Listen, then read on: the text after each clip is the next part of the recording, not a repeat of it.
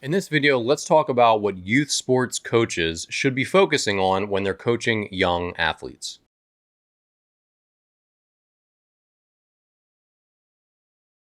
All right, so if you're new here, I'm Dan Blewett. I'm a former pro baseball player, and I own my own baseball and softball and sports performance academy for 9 years back in central Illinois before I moved here to Washington, D.C. One of the core things about being a coach is understanding the age group that you're coaching and what are some of the skills that they're going to take up the ladder with them. And especially at the younger levels of sports, these big foundational things about being an athlete, a good athlete who can do different things, those are really, really important, more so than like the nitty-gritty sports-specific skills, which come later down the chain. So let's focus on things that you should be teaching and worrying about if you're coaching kids who are 12 and under. So number one, if you're coaching kids 12 and under, body awareness and movement is really important. So how do they move their bodies forward, backwards, side to side?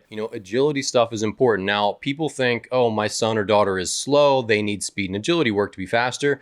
Those things don't really make you faster in the grand scheme of things. If you look at Olympic sprinters or even high school and college athletes, they get faster from a combination of strength and explosiveness. That allows their legs to put more power into the ground to propel them forward. But at young ages, speed and agility work, specifically agility work, is really great for the athleticism and teaching them how to move in 3 dimensions. If you're helping your kids become good movers when they're young, then they're going to be great soccer players, softball players, basketball players, football players. They're going to be able to branch out into whatever sport fits them best when they know how to move really well. And one of those core things is, getting your belly button turned to the direction that you're going. I'm not going to go into specific drills and running mechanics or anything, but movement in all directions should be a foundation of all practices 12 and under, no matter the sport. Teach your young athletes how to move their bodies and be athletic. Number 2, mental toughness and a growth mindset.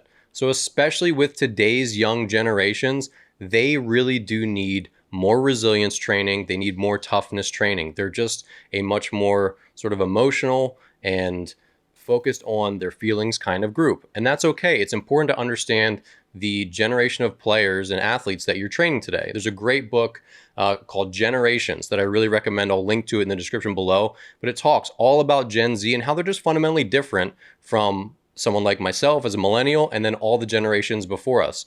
So if you're older than I am, I'm 37 as of this video, you just have to understand that today's kids are very different than they were in the past. And of course, even in the past, having a growth mindset and being mentally tough and resilient, those are super important things. But make sure you're encouraging and explaining without being too harsh, because kids today do not take harsh criticism very well. Make sure you're explaining that their failures today are just a stepping stone to being better athletes tomorrow. And that's what a growth mindset is. A growth mindset is, I don't have the skills today, but if I keep working and learning, I'm going to have those skills and I'm going to continue to be, an athlete who grows and improves over time.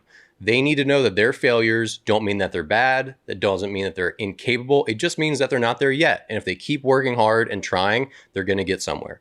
So having that growth mindset instilled in them young is really, really important. And also, not letting them get too down themselves and putting them in challenging positions where they are going to fail. You want these kids to have fun and be encouraged. So giving them the things that will help them succeed, and also giving things that are, age and skill appropriate so they can feel successful at their sport. If they're constantly feeling like they fail, it's not going to be very fun for them. So you have to find the balance there, but you have to still challenge them, let them fail, and then reinforce the message. Hey, I know today was tough, and I know you didn't do as well at this drill or in this thing that you wanted to, but I saw some good stuff. And if you keep working, you're going to become really, really good at this one day. As long as you keep trying and keep showing up and focusing, you're going to get a lot better. And then you're going to be the athlete that you want to be one day. That's the message that young kids really need to hear, especially in today's generation. And the third thing that young athletes need to hear from their coaches when they're 12 and under is about responsibility. They need to start taking responsibility for their own actions,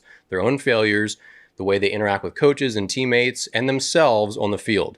Too many just people in general, not even young people, they want to blame others when they don't have a good game, when they don't perform well at work, when whatever it is, they don't want to take responsibility for their actions. As an athlete, if you're constantly taking responsibility, even for things that are a little bit outside of your control in a positive way, you are going to keep growing and getting better. I did this. If I made a pitch and I was a baseball pitcher, if I made a pitch and the umpire made a bad call, Like, it was definitely a strike, but it was still pretty borderline. You know, I could complain about the umpire all I want, but what I chose to do is be like, you know what? That was a borderline pitch. And if I didn't want to leave it up to the umpire, I should have thrown it a little bit further on the plate, right?